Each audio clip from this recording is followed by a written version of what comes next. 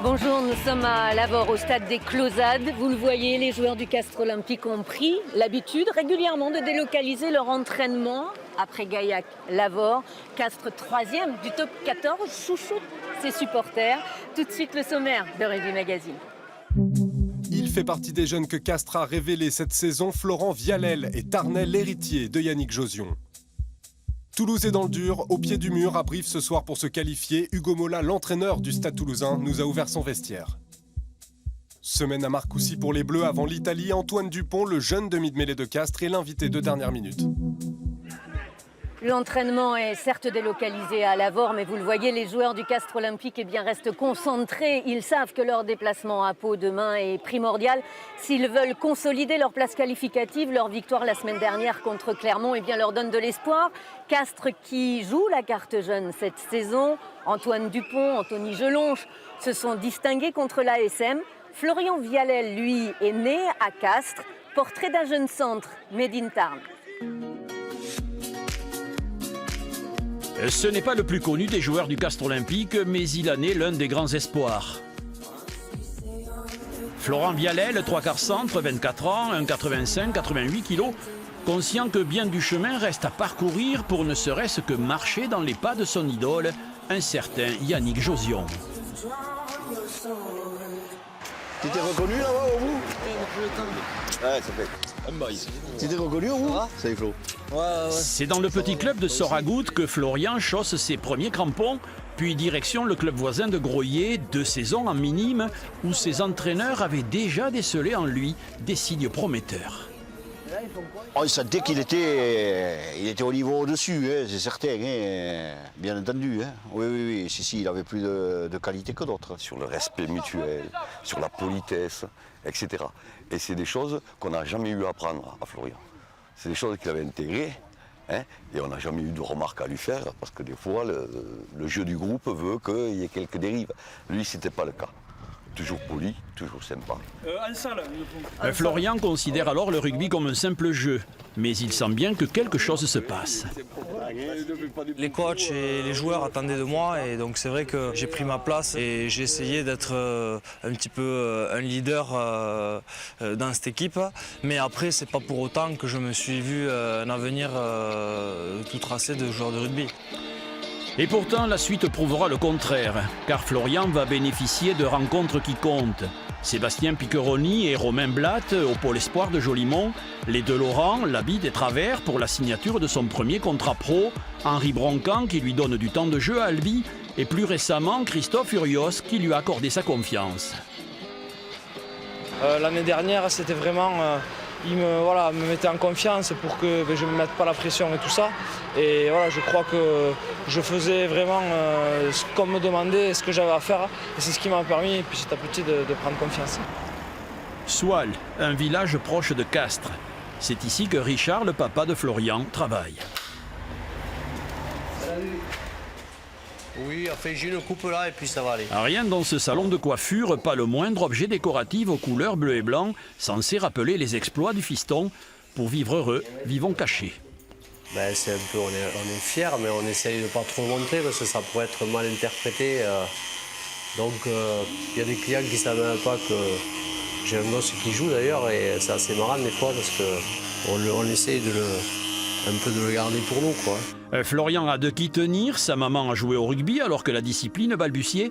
Le jeune homme est en 4e année dans une école d'ingénieur et n'envisage pas pour l'instant faire son nid ailleurs. Moi, je suis bien dans mon club. Voilà, j'ai re-signé pour...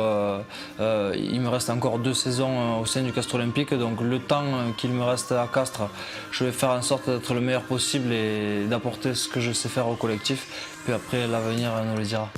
Florian Vialel, la preuve vivante du travail de détection et de formation consenti par les clubs amateurs, Groyer en l'occurrence, preuve que sans eux, beaucoup de talents seraient aujourd'hui ignorés. Merci Anthony d'être avec nous dans Rugby Magazine. Alors, tu as brillé contre Clermont-Ferrand la semaine dernière. Est-ce que tu sens monter la pression médiatique autour de toi? Non, pas du tout. Je pense surtout au prochain match avec le Castres Olympique et... C'est pas déstabilisant. C'est pas déstabilisant de savoir que tu es attendu maintenant, même par tes adversaires. Au contraire, c'est plutôt bénéfique. Raconte-nous un peu ton parcours en fait. Tu n'es pas du Tarn. Oui, je suis dans le Gers, je suis de Vic-Fezensac. J'ai commencé le rugby à l'âge de 6 ans à Vic-Fezensac. J'y suis resté pendant 8 années. Après, je suis parti 2 ans à Auch, où on est allé en finale de championnat de France Crabos avec Antoine Dupont. Avec Antoine Dupont. Et je suis parti à Castres parce que Auch descendait en Fédéral 1. Et là, comment s'est fait l'intégration dans le groupe professionnel? Quand est-ce que Christophe vient te chercher, te donne ta chance? Mais la première année, c'était pas Christophe qui était au Castres Olympique, c'était Serge Mias. C'est lui qui m'a fait venir au Castres Olympique parce que je le connais bien. Et mais cette année-là, j'étais 3 semaines sur 4 à Marcoussis, donc c'était compliqué d'intégrer le groupe pro. Et parce que la seule semaine où je rentrais, après, pour trouver le groupe pro, c'était vraiment plus dur. Ouais, les repères, c'était plus dur. Merci Anthony. Alors Castres rit, Toulouse pleure. L'entraîneur du Stade Toulousain, Hugo Mollin, est dans l'entretien de Rugby Magazine cette semaine. 0 point en 3 matchs, 8e. À la 19e journée, jamais Toulouse n'a été autant en difficulté. Hugo Mollin nous a ouvert le vestiaire d'Ernest Vallon. Que s'est-il dit ici, après la 2e défaite consécutive à la maison, la défaite contre La Rochelle? On est resté un petit moment ensemble sans parler, parce qu'à chaud, on ne dit pas forcément, on n'est pas très pertinent très souvent à chaud.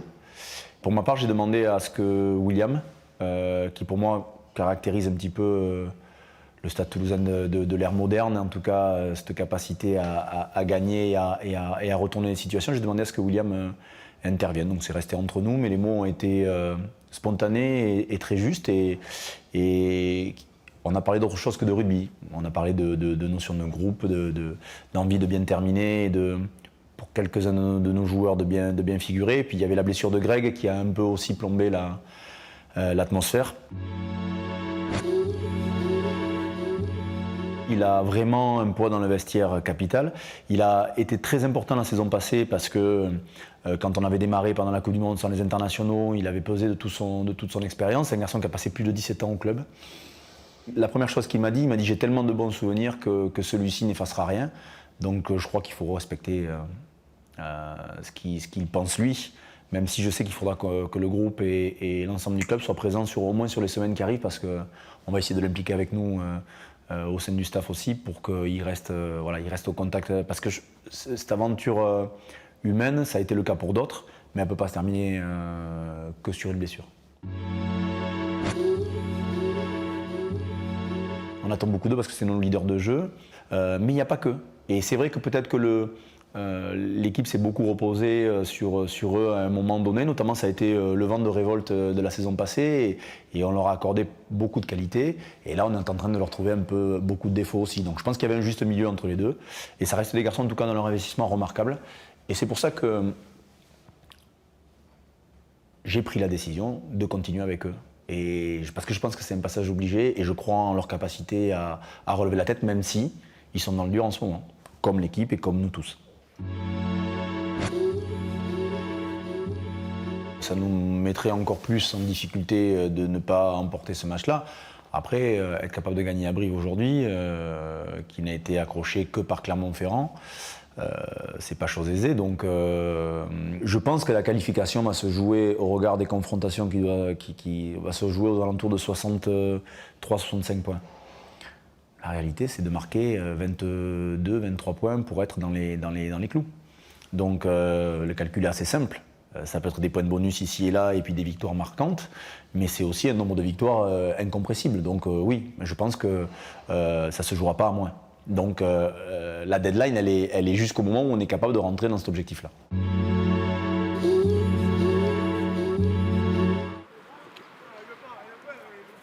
Antoine Dupont, c'est la pépite du Castres Olympique cette saison. Peut-être un jour le futur demi-mêlée de l'équipe de France. Un peu trop tôt, répond son entraîneur Christophe Furios. L'équipe de France rencontre l'Italie cet après-midi. On regarde comment les Bleus se sont préparés cette semaine. Le voilà invité du haut de ses 20 ans à la table des grands, et ce n'était pas forcément attendu, du moins aussitôt. Conséquence de la blessure de Maxime Macheneau, voilà le demi de mêlée du Castres Olympique, Antoine Dupont, appelé par Guy Novès pour prendre place sur le banc des remplaçants. Et je voudrais remercier Christophe Rios qui a quand même eu cette élégance d'ouvrir la porte immédiatement alors qu'il était titulaire avec son club à Pau. 72, c'est le nombre d'heures dont dispose Antoine Dupont pour préparer son déplacement en Italie. Pas une seconde à perdre donc. Je l'ai quitté il y a quelques secondes, il était avec Yannick et Jeff en train de parler des plans de jeu. Yannick lui parlait des instructions à mêler, de quand, comment. Enfin, il y a tellement de détails, on peut pas, comme un mortel ne peut pas s'imaginer la somme de détails. Et au chapitre des détails, il y aura peut-être à gérer ce contournement de la règle par les Italiens sur les rucks qui a poussé les Anglais dans leur retranchement. Exemple ici où le demi de mêlée Bronzini occupe en toute impunité le camp anglais. Cela dit, l'Italie possède des individualités capables de faire basculer un match, comme le 3/4 centre Campagnaro qui met ici la défense anglaise à rude épreuve. On sait que l'Italie adore ce genre de match, surtout face à la France. On voit l'année dernière, ils sont passés, on a frôlé la correctionnelle, on va dire. Et donc voilà, on est préparé, on le sait à chaque fois que c'est des matchs où ils s'envoient comme jamais. Donc à nous de nous préparer en conséquence et d'être prêts le jour du match. Et nos Français alors? Retour à Marcoussis pour François Trinduc, touché à l'avant-bras contre les Samoa en novembre dernier. Compte tenu des blessures des uns et des autres, c'est un peu le jeu des chaises musicales. Première sélection pour le 3e ligne briviste, Fabien Sanconi, 20 ans. Fabien joue non pas sa tête, mais doit comme Antoine Dupont, proposer, alors qu'il y est préparé, exprimer tout son potentiel sans retenue, en ne se posant pas de questions. Il n'y a pas de pression sur ses épaules. Victoire attendue avec la manière donc. Première condition à cela, tordre les Italiens. Façon de parler bien sûr. Voilà, l'entraînement à Lavore se termine avec une séance de dédicace. Vous le voyez, les joueurs du Castres Olympique prennent le temps d'échanger avec les supporters. Castres se déplace donc demain à Pau. Toulouse va du côté de Brive et Montpellier à Clermont-Ferrand. Très bon week-end à tous, à samedi prochain.